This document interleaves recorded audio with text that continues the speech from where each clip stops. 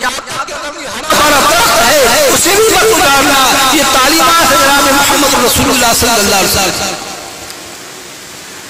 لہذا بحیثیت ایک مسلمان کے ایک مسلمان پر حقوق ہیں, بحیثیت باپ کے حقوق ہیں, بحیثیت اولاد کے حقوق ہیں, بحیثیت شوہر کے حقوق ہیں, اور بحیثیت ایک بڑے بھائی کے حقوق ہیں, بحیثیت چھوٹے بھائی کے حقوق ہیں, بہنوں کے حقوق ہیں, بھائیوں کے حقوق ہیں, والدین کے حقوق ہیں. ایک کامل مسلمان وہ ہے جو ان تمام کے حقوق کی دیکھ بھال کرتا ہے. یہ نہیں بس خود کھاؤ اور پیو, اپنے ہی آپ کو اچھا رکھو, اپنے ہی گھر کو صاف ستھرا رکھو, اپنے ہی تمام معاملات درست رکھو, اپنے بیوی بچوں کو خیال کرو. یہ زندگی نہیں ہے. زندگی وہ ہے کہ انسان تمام حقوق ادا کرتا رہے. حضور اکرم صلی اللہ علیہ وسلم نے فرمایا ایک مسلمان کے مسلمان پر چند حقوق ہیں. کلمہ گو مسلمان, رشتہ داری کے معاملہ تو بہت دور کا ہے. ایک مسلمان کلمہ گو مسلمان, کلمہ پڑھنے والا مسلمان, ایک دوسرے سے ربط اور تعلق ہے اس کا, اور یہ رشتہ دائمی رشتہ ہے. یہ رشتہ کون سا رشتہ ہے؟ ابدی رشتہ ہے, یہ دائمی رشتہ ہے. میں نے آپ کی خدمت میں عرض کیا تھا کہ صحابہ کرام رضوان اللہ تعالی علیہم اجمعین نے غزوہ بدر کے موقع پر اپنے خاندان کے لوگوں کو اس واسطے قتل کیا, اس واسطے مارا, وہ اللہ اور اس کے رسول کی مخالفت کرنے آئے تھے. حضرت عمر رضی اللہ تعالیٰ عنہ نے سگے ماؤں آج بن شام کو مار دیا. حضرت مصعب بن عمیر نے اپنے سگے بھائی عبید بن عمیر کو جنگ ہو کے مار دیا. تو اسی طرح میرے بزرگوں اور دوستوں اصل رشتہ اسلام کا ہے, توحید کا ہے, اللہ اور اس کے رسول کے نازل رشتہ ہے. تو یہ تمام رشتے تو فنا ہونے والے ہیں اور قیامت تک کا آنے والا وہ رشتہ ہے. قرآن پاک فرمایا گیا الاخلاء یومئذ بعضهم لبعض عدو الا المتقین. تمام دوستیاں اور تمام رشتہ داریاں ختم ہو جائیں گی, قیامت کے دن کوئی رشتہ باقی رہے گا تو اسلام کا رشتہ باقی رہے گا. بہرکیف کیا حکم ہے جناب؟ سب سے پہلی بات یہ ہے حضور نے فرمایا کہ مسلمان جب مسلمان سے ملے تو فوری طور پر اس سے السلام علیکم کہنا چاہیے. ہے تو معمولی بات, لیکن میں آپ کی خدمت میں عرض کر دوں اسلام کا مطلب کیا ہے. یا سلام اللہ کا نام ہے, یا سلام اللہ کا نام ہے, اور سلام کے معنی سلامتی کے ہیں, امن و آشتی کے ہیں. آپ ایک مسلمان سے ملاقات کریں تو قلب کی گہرائیوں سے, ضمیر سے اور محبت کے ساتھ اسے آپ کہیں کہ آپ پر سلامتی نازل ہو, آپ کے گھر میں سلامتی ہو, آپ کے خاندان میں سلامتی ہو, آپ کے رزق میں سلامتی ہو, تمام معاملات میں آپ اس کے واسطے سلامتی کی دعا مانگیں. یہ ہے اسلام کا سلام کا ثبوت. یہ نہیں کہ صاحب بظاہر سلام کرتے چلے جاؤ, دل ملے نہ ملے ہاتھ ملائے چلو, ہاتھ نہیں ملاؤ, قلب بھی ملاؤ, دل کی گہرائیوں سے محبت کے ساتھ ایک دوسرے سلامتی چاہو. اور یہ بخاری و مسلم کی حدیث ہے. بخاری مسلم میں آتا ہے اللہ تبارک و تعالیٰ نے جب حضرت آدم علیہ السلام کو تیار کر دیا, آدم علیہ السلام تیار کر دیا تو حضرت آدم سے فرمایا تیار ہونے کے بعد کہ اے آدم یہ فرشتوں کی جماعت ہے, ان فرشتوں کی جماعت میں جاؤ, فرشتوں کی جماعت کے پاس جاؤ اور ان کو السلام علیکم, اور جو وہ جواب دے اس کو بھی غور سے سنیے گا. حضرت آدم علیہ السلام کو تیار کرنے کے بعد, وجود آدم کو بنانے کے بعد حضرت آدم علیہ السلام سے اللہ نے فرمایا کہ جائیے فرشتوں کی جماعت کو, فرشتوں کو سلام لائیں, اور جو جواب دے اسے بھی آپ غور سے سنیے. تو آدم علیہ السلام نے کہا السلام علیکم, جواب فرشتوں نے کہا وعلیکم السلام ورحمۃ اللہ. تو اللہ نے فرمایا یہ سلام میں نے آپ کی ذریت میں رکھ دیا ہے, آپ کی نسل میں رکھ دیا ہے, لہذا یہ ہے وہ سلام کا پہلو اور اسلام کا عنصر کہ جب بھی مسلمان ایک دوسرے سے ملے تو سلام کرے. اللہم انت السلام و منک السلام, اللہ سلامتی چاہتا ہے ایک مسلمان دوسرے مسلمان کو سلام کرے. حضور نے فرمایا محبتیں چاہتے ہو معاشرے میں، سوسائٹی میں، ایک دوسرے سے لگاؤ چاہتے ہو، محبت چاہتے ہو، الفت چاہتے ہو، تعلقات اچھے چاہتے ہو، تو فرمایا افشوا السلام، سلام کو پھیلایا کرو، سلام کیا کرو، محبت سے کیا کرو، سیاسی سلام نہ کرو، اسلام والا محبت والا سلام کیا کرو کہ اس کے لیے اچھائیاں چاہو، اس کے گھر کے لیے، اس کے خاندان کے لیے۔ یہ پہلی بات ہے جو اسلام نے ہمیں سکھائی ہے۔ وَإِذَا حُيِّيتُم بِتَحِيَّةٍ فَحَيُّوا بِأَحْسَنَ مِنْهَا أَوْ رُدُّوهَا، کہ سلام کو احسن طریقے سے دینا چاہتے ہیں۔ ہم اسے بڑی معمولی بات سمجھتے ہیں۔ صحابہ کرام رضوان اللہ تعالی علیہم اجمعین کا حال یہ تھا کہ وہ نکل جایا کرتے تھے بازاروں میں اور مسلمانوں کو سلام کیا کرتے تھے۔ یہ تعلیمات محمدی صلی اللہ علیہ وسلم پر عمل کرا ہوا ہے۔ تو پہلی بات کیا ہے کہ جب بھی کوئی مسلمان ملے سلام کریں، بڑے بچوں کو سلام کریں، اگر بڑا بچوں کو سلام کر دیں، یہ ایسا نہیں کہ آپ بچے سلام کریں گے، بڑا بھی کر دیں۔ اور دوسری بات یہ کہ سلام میں پہل کرنا چاہتا ہے۔ آپ سے کوئی ناراض ہے آپ سلام کریں اسے، آپ سلام کریں، آپ پہل کریں، اللہ تبارک و تعالیٰ آپ کو اجر و ثواب عطا فرمائے گا۔ آپ کو اللہ کیا ثواب چاہتے ہیں، دنیا والوں کو کیا چاہیے؟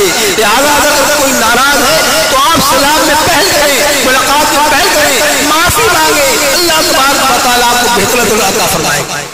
اور دوسری بات یہ ہے، فرمایا دوسرا حق یہ ہے کہ جب کوئی بیمار ہو جائے، ایک عام مسلمان، رشتہ داری نہیں، وہ تو الگ مسئلہ ہے، ایک عام مسلمان بیمار ہو جائے، آپ کا پڑوسی ہے، تعلقات والا ہے، دفتر میں کام کرنے والا ہے، تجارت کا کاروبار کرنے والا ہے، آپ کا ملاقاتی ہے، جب وہ بیمار ہو جائے تو اللہ کے نبی نے فرمایا اس کی تیمارداری کرو، اس کے پاس جاؤ، اس کی دلجوئی کرو، وہ لیٹا ہوا بیمار ہے، جب آپ جائیں گے دلجوئی کریں گے، اس سے باتیں کریں گے، اثرات اس کی ذہن پر مرتب ہوں گے، وہ دلی طور پر خوش ہوگا اور خوش ہوگا، اور جب وہ خوش ہوگا تو اللہ تبارک و تعالیٰ ہو سکتا ہے اس سے خوش ہو جائے گا۔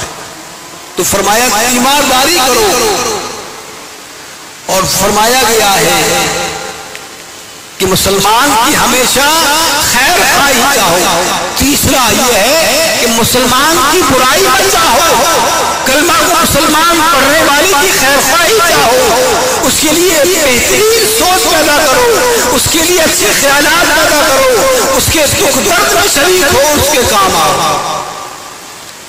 اور فرمایا گیا ہے اگر وہ دعوت دے تو دعوت قبول کرو۔ ہمارے یہاں خاندانی بڑے جھگڑے چلتے ہیں، رشتے دارے میں لڑائیاں جھگڑے بہت ہیں، ایک دوسرے کی دعوت قبول کرنے کو تیار نہیں ہے، اس کی خوشی میں شریک ہوئے کو شریک نہیں ہے، دعوت دے دی تو دعوت دے نہیں جاتے ہیں۔ اللہ کے نبی نے فرمایا اگر کوئی کسی کو دعوت دے تو اس کی دعوت کو قبول کر لے، ہدیہ بھیجے تو قبول کر لے۔ لہذا رشتہ دار اگر کوئی دعوت دے، جان پہچان والا کوئی دعوت دے تو میرے بزرگوں اور دوستوں دعوت قبول کرنی چاہیے۔ دعوت قبول کرنے کے بعد آپ آ جائیں گے تو اللہ تبارک و تعالیٰ آپ کو ثواب عطا فرمائے گا۔ اور ایک مسلمان دوسرے مسلمان کے دکھ درد میں شریک، اس کی بچی کی شادی ہے، اس کی بچی کی شادی ہے، اس کی بہن کی شادی ہے، اس کے بھائی کی شادی ہے، آپ ناراض ہیں، آپ نہیں جا رہے ہیں، ارے بھائی اللہ نے اسے موقع دیا ہے، آپ اس کی خوشی میں شریک ہو، پہلے والے سارے بھلا دیجیے، معاف کر دیجیے، آپ اس کی خوشی میں شریک ہو۔ جب آپ اس کی خوشی میں شریک ہوں گے تو اللہ تبارک و تعالیٰ آپ کو اجر عطا فرمائے گا۔ فرمایا گیا ہے جب وہ انتقال کر جائے تو اس کی تجہیز و تکفین میں شریک ہے۔ یہ میرے بزرگ اور دوستوں حقوق ہیں ایک مسلمان کے بحیثیت مسلمان کے۔ اب میرے بزرگ اور دوستوں دیکھیے حقوق کا جو سلسلہ ہے، ایک ہے حقوق اللہ، اللہ تبارک و تعالیٰ کے حقوق، اور ایک ہے حقوق العباد، بندوں کے حقوق۔ بندوں کے حقوق کا معاملہ ذرا طویل ہے۔ حقوق العباد میں سر فہرست میرے بزرگوں اور دوستوں والدین کے حقوق ہیں، سر فہرست، کیونکہ ساری رشتہ داریاں ماں باپ کے حوالے سے۔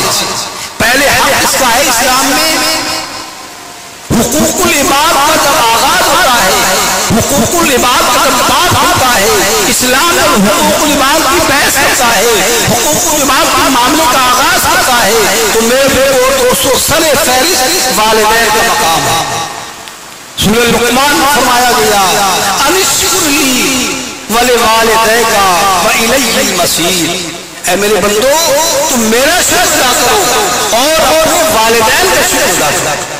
اب آپ کو فرمائیے کہ اللہ تعالیٰ نے اپنے شکر کے ساتھ والدین کے شکر کرنے کا حکم دیا ہے۔ اسی طرح قرآن پاک میں مختلف مقامات پر والدین کے حقوق کا تذکرہ آیا ہے میرے بزرگوں اور دوستوں، اور فرمایا گیا ہے حدیث پاک میں، اس کا خلاصہ یہ ہے اگر کسی کے والدین اس سے ناراض ہیں، اس سے راضی نہیں ہیں، تو اللہ تبارک و تعالیٰ بھی اس سے راضی نہیں ہے، اللہ تبارک و تعالیٰ بھی اس سے ناراض ہیں، اور اگر اس کے والد اس سے راضی ہیں، اس سے خوش ہیں، تو اللہ تبارک و تعالیٰ بھی اس سے خوش ہے اور اس سے راضی ہے۔ والدین کی ناراضگی میں اللہ تبارک و تعالیٰ کی ناراضگی ہے، والدین کی خوشی میں اللہ تبارک و تعالیٰ کی خوشی ہے۔ ہم والدین کو نظر انداز کرتے جا رہے ہیں، شادی کے بعد بس ہم یہی سمجھتے بیوی بچے ہیں، ماں باپ بہن بھائی کسی ہم کو نہیں دیکھتے، سب کے حقوق اللہ تبارک و تعالیٰ نے متعین کر دیے۔ والدین میں پھر ماں کی عظمت زیادہ ہے، جیسا میں بارہ عرض کرتا ہوں، ایک صحابی یمن سے آئے حضور کے پاس، یمن سے آئے، آنے کے بعد کیا رسول میں آپ کی خدمت میں آیا، تو حضور نے فرمایا بھائی اپنی ماں سے راضی نکل آئے ہو، ماں سے پوچھ نکل یا سنا نہیں نکل جائیے واپس۔ اللہ کے نبی نے یمن واپس بھیج دیا کہ جاؤ ماں سے راضی کر کے آؤ، کیونکہ نبی ہے معالج ہے، نبی صحیح طور پر گائیڈ کرنے والا ہے، صحیح طور پر رہنمائی کرنے والا ہے۔ مختلف لوگ آتے تھے، جس قسم کے سوالات کرتے تھے اسی کے مطابق حضور جواب دیا کرتے تھے۔ کبھی کوئی آتا زیادہ جھوٹ بولنے والا تو حضور فرماتے بھائی سچ بولا کرو، کوئی والدین کی گستاخی کرنے والا آتا فرماتے والدین کی برداری کیا کرو۔ اسی طرح حضور کے پاس جو بھی آتا تھا آپ بہتر سمجھتے تھے، اسی حساب سے اس کو جواب دیا کرتے تھے۔ تو مختلف مواقع پر حضور اکرم صلی اللہ علیہ وسلم نے والدین کی عظمت اور فضیلت کو بہت زیادہ بیان کیا، اور والدین میں ماں کی عظمت بہت زیادہ ہے۔ یونانی، مصر اور پرانی قدیم تاریخ میں دیکھیں آپ کہ ماں کے ساتھ کیا معاملات ہوتے تھے۔ بڑا بیٹا باپ کو مرنے کے بعد ماں سے شادی کر لیا کرتا تھا، اور پتہ نہیں کتنا ظلم و ستم خواتین کے ساتھ ماؤں کے ساتھ ہوتا تھا۔ اسلام نے تمام کا قلعہ کر دیا اور ہر ایک کے حقوق کو متعین فرما دیا۔ ماں کے متعلق یہاں کیا فرمایا الجنت تحت اقدام الامہات، جنت جو ہے وہ ماں کے قدموں کے نیچے ہے۔ ساری کائنات کو اور ساری تہذیب و تمدنوں کو اسلام نے ماں کی گود میں لا کے ڈال دیا کہ ماں کا وہ مقام ہے کہ اور کسی کا وہ تقدس نہیں ہے جو تقدس اور اللہ تبارک و تعالیٰ نے مقام حقوق العباد میں ماں کو دیا ہے۔ ایک صحابی آئے، کہا یا رسول اللہ صلی اللہ علیہ وسلم مجھ پر سب سے زیادہ حق کس کا ہے، مجھ پر سب سے زیادہ کس کا حق ہے؟ تو فرمایا امو کا، تیری ماں کا۔ پھر اس نے کہا یا رسول اللہ اب کس کا حق ہے؟ تو فرمایا امو کا۔ پھر اس نے کہا یا رسول اللہ سے آگے کس کا حق ہے؟ آپ نے تیسری مرتبہ فرمایا امو کا، پھر چوتھی مرتبہ پوچھا تو کہا ابو کا، فرمایا تین مرتبہ جملہ فرمایا کہ تیری ماں کا حق ہے۔ یعنی کہ اسلام میں اگر 4 حصے حقوق متعین ہیں ماں باپ کے، تو 3 حصے ماں کے ہیں، اس واسطے کہ وہ بچے کی ولادت میں اور پرورش میں اور اس کو پروان چڑھانے میں کن مراحل اور کشمکش اور موت و حیات کی کشمکش سے مسائل و علامت کرتی ہے، لہذا اسلام نے ماں کا بہت زیادہ فضیلت رکھی۔ اور ہم لوگ آج ماں کا ادب احترام نہیں کرتے، والدین کا ادب احترام نہیں کرتے۔ حجۃ الوداع کے موقع پر عام افراد کی خدمت میں اور خاص طور پر متقفین جو بچے بیٹھے ہیں اجتماع کی خدمت میں یہ عرض کروں گا کہ یہ پیغام لے کر کے جائیے، آج کے بعد والدین کا ادب احترام کریں گے، 5 وقتہ خود بھی نمازیں پڑھیں گے اور لوگوں کو بھی راغب کریں گے۔ بھئی اعتکاف کا مطلب کیا ہے؟ مسجد سے آنے کا مطلب کیا ہے؟ حجۃ الوداع کا مطلب یہی ہے، یہ نہیں ہے کہ سال بڑھ کے بس چلے جائیں، رمضان آئے گا آئیں گے۔ حجۃ الوداع کا مطلب یہ ہے کہ آپ یہاں سے پیغام لے کر کے جائیے، حضور اکرم صلی اللہ علیہ وسلم کے ارشادات سن کر جائیے، اسلامی تعلیمات لے کر کے جائیے، خود بھی عمل کیجیے اور لوگوں کو عمل کرانے کی کوشش کیجیے۔ آج نشست کی تعلیم یہی ہے کہ والدین کا ادب احترام کریں گے، 5 وقتہ جماعت سے نماز پڑھیں گے، خود بھی پڑھیں گے، لوگوں کو نماز پڑھنے کی کوشش کروائیں گے۔ میرے بزرگوں اور دوستوں، عیدی سینٹر میں جو والدین لوگ داخل کرا کے جاتے ہیں، میں آپ کی خدمت میں عرض نہیں کر سکتا، بڑے بڑے اعلیٰ خاندان کے لوگ بوڑھے ہو جاتے ہیں، بیچارے عقل و فہم کام نہیں کرتی ہے تو وہاں چھوڑ کے چلے جاتے ہیں اور اپنے والدین سے ملنے تک نہیں جاتے، اور وہ کہہ نہیں سکتے اچھی خاندان کے لوگ ہیں، کہیں گے تو خاندان کی بدنامی ہے۔ تو اس طرح آج کل ہم لوگ اپنے والدین کے حقوق سے دور ہوتے چلے جا رہے ہیں۔ اسلام میں والدین کی عظمت کو اور والدین کے مقام کو بہت زیادہ بیان کیا گیا ہے۔ انسان کیا ہے دنیا میں؟ انسان میرے بزرگوں اور دوستوں اللہ تبارک و تعالیٰ کی عبادت و بندگی کے لیے آیا ہے، ہر ایک کے حقوق ادا کرے، والدین کے حقوق ادا کرے، بیوی بچوں کے حقوق ادا کرے، اولاد کے حقوق ادا کرے، اب ان تمام کے حقوق ادا کرے گا تو حقوق ادا کرنا ہی یہی میرے بزرگوں اور دوستوں عبادت ہے اور یہی اللہ تبارک و تعالیٰ کی بندگی ہے۔ اسلام میں عبادت کا مطلب یہ نہیں ہے کہ ہم مسجد میں بیٹھے رہیں، نمازیں ہی پڑھتے رہیں، اس کے ساتھ ساتھ آپ حقوق اللہ کے ساتھ ساتھ تمام حقوق العباد کو بھی ادا کریں، حقوق العباد کو ادا کریں، پڑوسیوں کے حقوق ہیں، خاندان والوں کے حقوق ہیں، اور والدین کے بعد پھر میرے اور دوستوں بیوی بچے اور خاندان کے افراد کا آتا ہے۔ ہمارے یہاں صورتحال کیا ہے؟ جیسا عام میں خدمت میں عرض کرتا ہوں، لوگ اپنوں سے نہیں ملتے، غیروں سے زیادہ مل رہے ہیں، اپنوں سے نہیں ملتے، غیروں سے زیادہ مل رہے ہیں، غیروں کو تحفے تحائف دے رہے ہیں، محلے کے کام کر رہے ہیں، ماں کہہ رہی ہے تو کام نہیں کر رہے ہیں، بہن کہہ رہی ہے تو کام نہیں کر رہے ہیں، محلے والوں کا کام کر رہے ہیں، محلے والوں کا کام آ رہے ہیں اور گھر والے اپنے پریشان کام نہیں کر رہے ہیں۔ یہ کائے گی، یہ کہاں گے؟